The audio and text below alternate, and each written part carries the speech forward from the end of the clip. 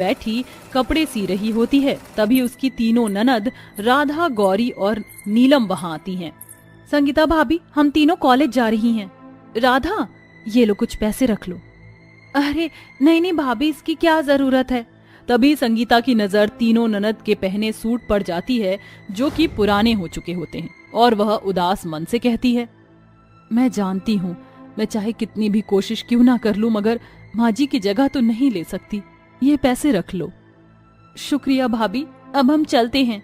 ननद के जाने के बाद संगीता फिर से कपड़े सीने बैठ जाती है और रोते हुए कहती है, दिन रात इतनी मेहनत से कपड़े सिलने के बाद भी मुझ गरीब दर्जी भाभी की तीनों ननद ने फटा पुराना सूट पहना था। मैं एक अच्छी भाभी नहीं बन पाई। तभी संगीता देखती है कि सिले हुए कपड़े खराब हो गए हैं। हे भगवान, ये क्या, ये ब्लाउज तो खराब हो गया। कामिनी जी ने कितने भरोसे के साथ मुझे ये ब्लाउज सिलने को दिया था। अब तो ये ठीक भी नहीं हो सकता। मैं उन्हें क्या जवाब दूंगी। ये सोचकर संगीता उदास हो जाती है। तभी अनुपमा एक महंगे से लहंगे को सिलने का कपड़ा लेकर आती है। अरे संगीता, अंदर हो क्या? जी हाँ अनुपमा जी, आइए ना। ये लो, ये मेरी बेटी का शादी का लहंगा है, इसे सी देना। 2 दिन में मेरी बेटी सिया की शादी है। अरे वाह अनुपमा जी, इस लहंगे का कपड़ा तो बहुत महंगा लगता है। हाँ, वो मखमल का कपड़ा है ना, और फिर शादियां कोई बार बार थोड़ी होती हैं। वैसे संगीता, तुम्हारी 3 नंद भी तो शादी के लायक हो गई। तुम कब करोगी उनकी शादियां? अनुपमा के इस बात पर संगीता उदास होकर कहती है, मैं और मोहन जी मेरी ननद के लिए रिश्ता तो ढूंढ ही रहे हैं, मगर आज के इस महंगाई के जमाने में बिना दहेज दिए अच्छे रिश्ते मिलते ही कहाँ हैं अनुपमा जी। और फिर मैं गरीब दर्जी दिन रात की मेहनत से कपड़े सीकर जो भी कमाती हूँ, उससे घर का खर्चा ही चल पाता है। मैं तुम्हारी परेशानियां समझती हूँ संगीता, मगर तुम्हारी तीनों नंद देखने में सुंदर हैं। बिना दहेज के भी रिश्ता तो लग जाएगा। कहो तो मैं ढूंढूं? जी जरूर अनुपमा जी, आपका मुझ पर बड़ा उपकार होगा। थोड़े ही दिनों में अनुपमा के बताए गए पते पर सुमित्रा अपने 3 बेटों आनंद, प्रेम और विवेक का रिश्ता लेकर आने वाली होती है। संगीता, ये लो, मुश्किल से आज एक गोदाम में राशन की बोरी ढोने का काम मिल गया था। 50 रुपए कमा पाया। मोहन जी, इतनी महंगाई में 50 रुपए से क्या होगा? क्या करूं संगीता, कोई पक्का काम मिलता ही नहीं। मेरी तरह जाने कितने गरीब बेचारे काम के लिए भूखे बैठे हैं। सुनिए, अनुपमा जी ने एक रिश्ता बताया है। वो कल राधा, गौरी और नीलम को देखने आ रहे हैं। गरीबी के चलते बेचारी गरीब भाभी रात भर जाग कर कपड़ों के कतरन जोड़ जोड़ कर अपनी तीनों ननद के लिए एक एक सूट सिल कर देती है। तीनों बहनें सुमित्रा के पैर छूकर आशीर्वाद लेती हैं और उन्हें चाय नाश्ता परोसती हैं। माँ जी, चाय। संगीता, मुझे तो तुम्हारी तीनों नंद बहुत पसंद है। ये रिश्ता तो पक्का समझो। अनुपमा जी ने मुझे तुम्हारे घर की गरीबी भरी हालतों के बारे में बताया था, इसलिए मुझे कोई दहेज नहीं चाहिए। बस हमारे बारातियों का अच्छे से स्वागत कर देना और एक जोड़े में अपनी ननद को विदा कर देना। ये सुनकर गरीब भाभी भराई आंखों से हाथ जोड़कर कहती है, बहुत बहुत शुक्रिया माँ जी। संगीता के हाथों कपड़ों के खराब होने के चलते अब कोई भी उससे कपड़े नहीं सिलवाता। वहीं मोहन को भी कोई भी मजदूरी का काम नहीं मिलता। ऐसे में देखते ही देखते शादी का दिन भी पास आ जाता है। संगीता मन हल्का करने के लिए एक फूलों के बाग में आती है, जहां वह अक्सर आया करती थी। हम गरीबों को अपनी जिंदगी में कितनी परेशानियां उठानी पड़ती हैं। काश कि गरीबों की जिंदगी इन फूलों की तरह ही खुशियों के रंगों से भरी होती।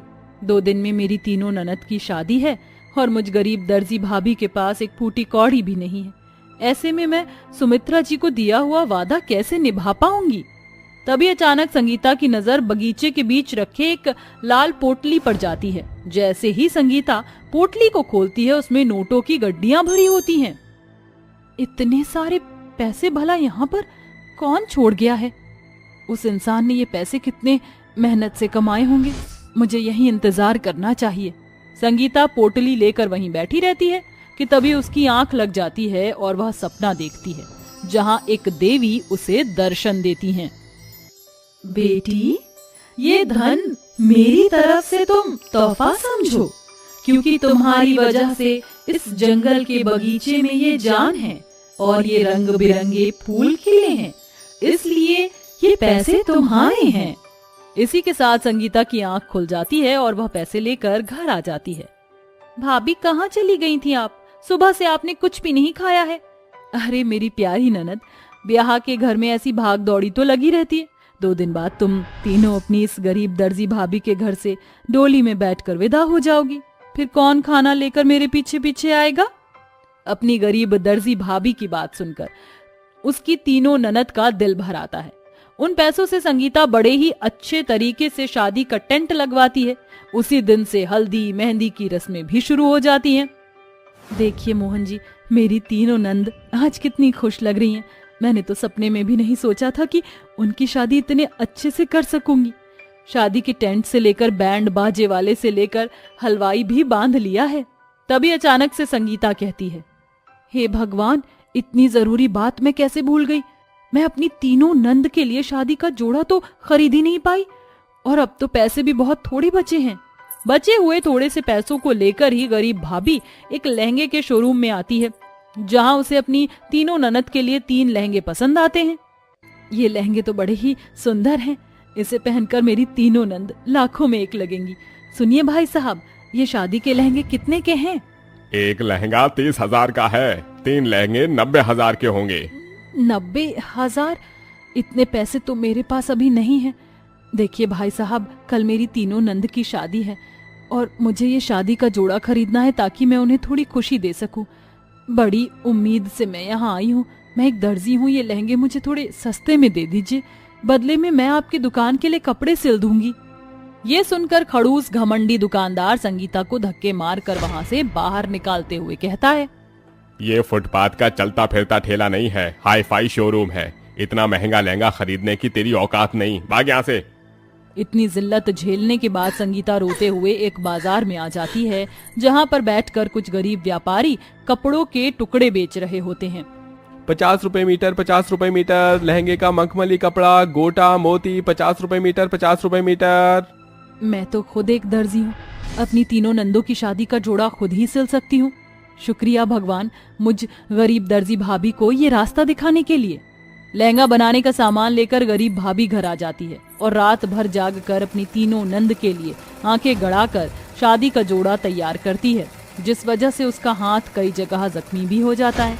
शादी की सुबह संगीता तीनों नंद को लहंगा देते हुए कहती है, राधा, नीलम, गौरी, ये लो तुम्हारी गरीब दर्जी भाभी की तरफ से तुम तीनों की शादी का जोड़ा। अरे वाह संगीता भाभी, ये शादी का जोड़ा तो बड़ा ही सुंदर है। हाँ भाभी, ये लहंगा तो बड़ा ही महंगा लगता है। भाभी, आपने पहले ही हमारी शादी में इतना खर्चा किया है। गौरी, ये लहंगा मैंने खरीदा नहीं, बल्कि तुम तीनों की शादी का ये जोड़ा मैंने अपने हाथों से सिला है। चलो अब जल्दी से ये शादी का जोड़ा पहनकर तैयार हो जाओ, बारात आती ही होगी। आखिर में वो गरीब दर्जी भाभी अपने हाथों से सिले हुए शादी के जोड़े में अपने तीनों नंद को मंडप में लाकर बिठा देती है, जहां उनकी शादियां सुमित्रा के तीनों बेटों से हो जाती हैं। विदाई के वक्त संगीता की तीनों ननद उसके गले लगकर बहुत रोती हैं। भाभी शुक्रिया, आपने हम तीनों का माँ से भी ज्यादा ख्याल रखा और आज हमारी शादियां भी की। अपना और भैया का ख्याल रखना भाभी। तुम भी अपना ख्याल रखना। भगवान तुम तीनों को हर खुशी दे। जाओ मेरी प्यारी ननद। संगीता ने अपनी तीनों ननद के लिए सिले सुंदर शादी के जोड़े के बाद से उसे बहुत सारे लहंगे सिलने के ऑर्डर आने लगते हैं, जिसके बाद बहुत जल्द संगीता अपने हाथों के हुनर और मेहनत से अपनी गरीबी भरी जिंदगी को भी ठीक कर लेती है। चांदनी स्वेटर बुन रही थी, तभी मोहन घर आ जाता है। मोहन जी, आप आ गए। ये देखो, मैंने हमारे होने वाले बच्चों के लिए अपने हाथों से स्वेटर बुना है। अगर लड़का हुआ तो ये उसके लिए, और अगर लड़की हुई तो ये उसके लिए। ये चटक रंग के स्वेटर हमारे गोरे चिट्टे बच्चों पर कितना सुंदर लगेगा ना।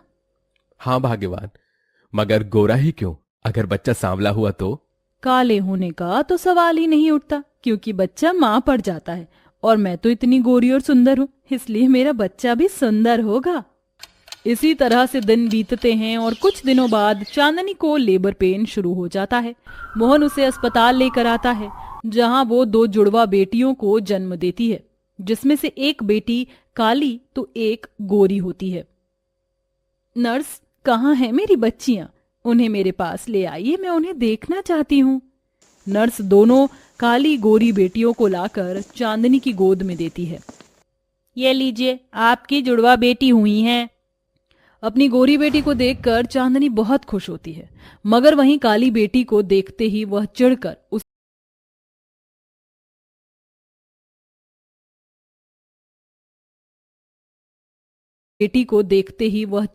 उसे गोद से हटा देती है। नहीं, ये मेरी बेटी नहीं हो सकती। नर्स, इसे यहां से लेकर जाइए। भाग्यवान, ये तुम कैसी बात कर रही हो? ये भी हमारी ही बेटी है। जी हाँ, आपके पति सही कह रहे हैं। आपने 2 जुड़वा बेटियों को जन्म दिया है। नहीं मानती मैं इस काली कलूटी को अपनी बच्ची। मेरी बेटी ये है, और मेरे आंखों का तारा भी। अपनी एक बेटी के काले होने के चलते चांदनी उसे नहीं अपनाती और यहां तक कि दूध तक भी नहीं पिलाती। अपनी दूसरी बेटी की गोरी और सुंदर होने के कारण वो उसका नाम तारा रखती है।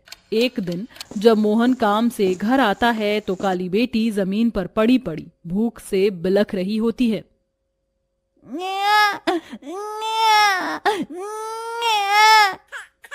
अरे कैसी माँ हो तुम? यहाँ ये मासूम भूख से रोई जा रही है और तुम तारा को गोद में लिए बैठी हो। इसे थोड़ा सा दूध तो पिला दो। मैं इस काली कलूटी को अपना दूध नहीं पिलाऊंगी। अगर तुम्हें इस काली बेटी के लिए इतना ही बुरा लगता है तो इसे भी अपने साथ लेकर जाया करो, फिर वही खरीद कर पिलाते रहना इसे दूध। मोहन राधा को अपनी गोद में उठा लेता है। गुजरते समय के साथ तारा और राधा 7 साल की हो जाती हैं। देखो तो मेरी तारा बेटी इस फ्रॉक में और इस सुंदर सी चोटी में एकदम परी लग रही है। सच में माँ? हाँ मेरी लानी बेटी, सच में। अपनी माँ को अपनी गोरी बहन के साथ इतना लाड प्यार करते देखकर दूर खड़ी राधा अंदर आती है। माँ, मेरी भी चोटी बना दो, मुझे भी पाउडर लगा दो ना, ताकि मैं भी तारा के जैसे सुंदर लगूं। ये सुनकर चांदनी अपनी बेटी के काले रंग पर हंसने लगती है। क्या कहा? तू काली कलूटी मेरी तारा जितनी सुंदर कभी नहीं लगेगी। क्यों माँ, मैं तारा जितनी सुंदर क्यों नहीं लग सकती? क्योंकि मैं गोरी हूँ और तू काली कलूटी है। हाँ, चल भाग यहाँ से, काली बुंडी शक्ल सी। राधा रोते हुए कमरे में चली जाती है। इसी फर्क के साथ अब कई साल बीत जाते हैं और दोनों बहनें बड़ी हो जाती हैं। जहां गोरे और सुंदर होने के चलते तारा पूरी तरह से घमंडी हो जाती है, वहीं राधा स्वभाव से शांत होती है। अब मोहन अपनी बेटियों की शादी के लिए रिश्ते ढूंढने लगता है। सुनती हो, कल हमारी बेटियों को देखने लड़के वाले आ रहे हैं। बड़ा ही अच्छा घर बार और खानदान है उनका। अजी होगा क्यों नहीं, अब मेरी बेटी भी तो लाखों में एक है, इतनी गोरी सुंदर है। उसी वक्त से चांदनी अपनी गोरी बेटी तारा को और भी खूबसूरत बनाने की तैयारी में लग जाती है। तारा, ये ले बेटी, ये बटन लगा ले, इससे तेरे चेहरे पर और भी ज्यादा निखार आ जाएगा। थैंक यू माँ, आप मुझसे कितना प्यार करती हैं। माँ, क्या इसमें से थोड़ा सा उबटन मैं भी लगा लूं?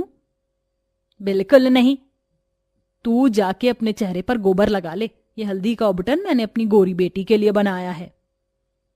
माँ, ये काली कलूटी मेरे गोरे रंग से जलती है, जब देखो मेरा देखा देखी करती रहती है। अपनी माँ और बहन की जली कटी बातें सुनकर राधा अंदर ही अंदर बहुत घुटती है। अगले दिन यामिनी अपने बेटों के साथ उन्हें देखने आती है। तो कहिए यामिनी जी, आपको मेरी बेटियां कैसी लगी?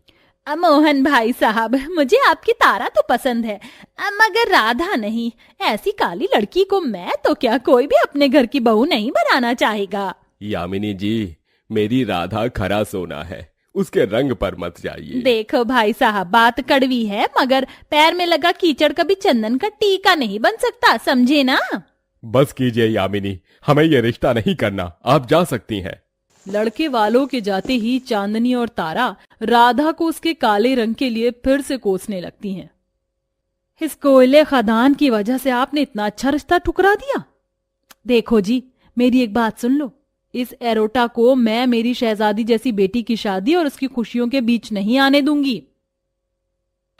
ऐसे ही समय बीतता है और दोनों की शादी कौशल्या के बेटे से हो जाती है। अब शादी की रस्में भी शुरू हो जाती हैं।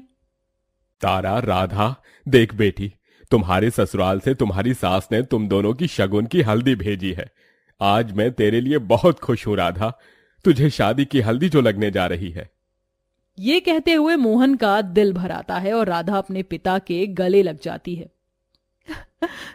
बाबूजी, काली बहन के लिए अपने पिता से प्यार मिलता देखकर तारा चिढ़कर कहती है, जितनी खुशियां मनानी है मना ले राधा, मगर मैं तेरी हल्दी की रस्म किसी भी तरह से पूरी नहीं होने दूंगी। राधा अपनी शगुन की हल्दी को रखकर तैयार होने चली जाती है। तभी तारा उस हल्दी में ढेर सारी कीचड़ मिला देती है। अब आएगा मजा जब मेरी काली कलूटी बैंगन लूटी बहन को हल्दी की जगह कीचड़ लगेगी। फिर गाने बजाने के साथ दोनों काली गोरी बहनों की हल्दी की रस्म शुरू हो जाती है। चांदनी बड़ी ही खुशी के साथ गाते हुए अपनी गोरी बेटी को हल्दी लगाती है। हल्दी लगाओ रे, तेल चढ़ाओ रे, बन्नों का गोरा बदन चमकाओ री। इस हल्दी के रंग में मेरी बेटी कितनी सुंदर लग रही है। अपनी गोरी बेटी को हल्दी लगाकर चांदनी जाने लगती है। तभी राधा नम आंखों से कहती है, माँ, मुझे भी हल्दी लगा दो, मेरी भी आज हल्दी है। मेरे पास बहुत काम है, इन औरतों से लगवा ले हल्दी। अरे चांदनी, लगा दे राधा को हल्दी, ये भी तो तेरी बेटी है। अरे कोई बात नहीं, अपनी प्यारी बहना रानी को मैं लगाऊंगी हल्दी। तारा सारा कीचड़ से भरी हल्दी राधा के चेहरे पर लगा देती है। ये बदबू कैसी है? तारा, ये तो कीचड़ है। अरे तो क्या हुआ, इस कीचड़ से तेरा रंग एकदम निखर जाएगा मेरी काली बहन। ये कहकर तारा हंसने लगती है और राधा रोते हुए हल्दी की रस्म के बीच से उठकर चली जाती है। तभी उसका पिता मोहन दूसरी हल्दी लेकर उसके कमरे में आता है। क्यों बाबूजी, माँ और तारा मेरे साथ हमेशा क्यों मुझे जलील करती रहती है? क्यों उनसे मेरी थोड़ी सी भी खुशियां देखी नहीं जाती? राधा मत रो मेरी बच्ची, तेरे बाबूजी है ना, मैं तुझे हल्दी लगाता हूँ। मोहन राधा को हल्दी लगाता है। अगले दिन जब तारा अपने कमरे में तैयार होने आती है, तभी खिड़की से आए रॉकेट बम से शादी का लहंगा जल जाता है। तारा बहुत रोती है। मेरी शादी का लहंगा जल गया, अब मैं क्या पहनूंगी? माँ, मेरे ससुराल वालों ने शादी के लिए कितना महंगा लहंगा भेजा था, मैं उन्हें क्या जवाब दूंगी? अपनी बहन को ऐसे रोता देखकर उसकी खुशी के लिए राधा उसे अपना लहंगा दे देती है। तारा, रो मत, ये लो, तुम मेरी शादी का लहंगा पहन लो। मगर तुम क्या पहनोगी? मैं माँ की शादी का लहंगा पहन लूंगी, समझ लूंगी वही माँ का मेरे लिए आशीर्वाद होगा। चांदनी अपनी शादी का लहंगा राधा को दे देती है और दोनों तैयार हो जाती हैं। तभी चांदनी हाथ जोड़कर कहती है, राधा मेरी बेटी, हो सके तो अपनी माँ को माफ कर देना। माँ होकर भी मैं जिंदगी भर तुझे तेरे काले रंग के लिए कोसती रही, कभी ममता भरा हाथ तेरे सर पर भी नहीं रखा, तुझ पर अपनी ममता तक भी नहीं लुटाई, और आज गलती का एहसास भी हुआ तो तब जब तू अपनी माँ के घर आंगन को छोड़कर जा रही है। राधा, मुझे भी माफ कर देना, मैंने ही तुम्हारी हल्दी की रस्म बिगाड़ने के लिए उसमें कीचड़ मिलाया था, मगर तुमने तो मेरी खुशी के लिए एक पल में अपनी शादी का लहंगा भी मुझे दे दिया। तारा, तुम मेरी बहन हो और मैं तुम्हें हमेशा दिल से खुश देखना चाहती हूँ। और माँ, आज मैं आपके घर से जा रही हूँ, बस अपनी इस बदनसीब काली बेटी के सर पर हाथ रखकर आशीर्वाद दे देना और खुशी खुशी मेरी विदाई कर देना। ये सुनकर चांदनी अपनी काली बेटी को सीने से लगाकर बहुत रोती है। इसके बाद राधा और तारा की शादी हो जाती है और मोहन और चांदनी उन्हें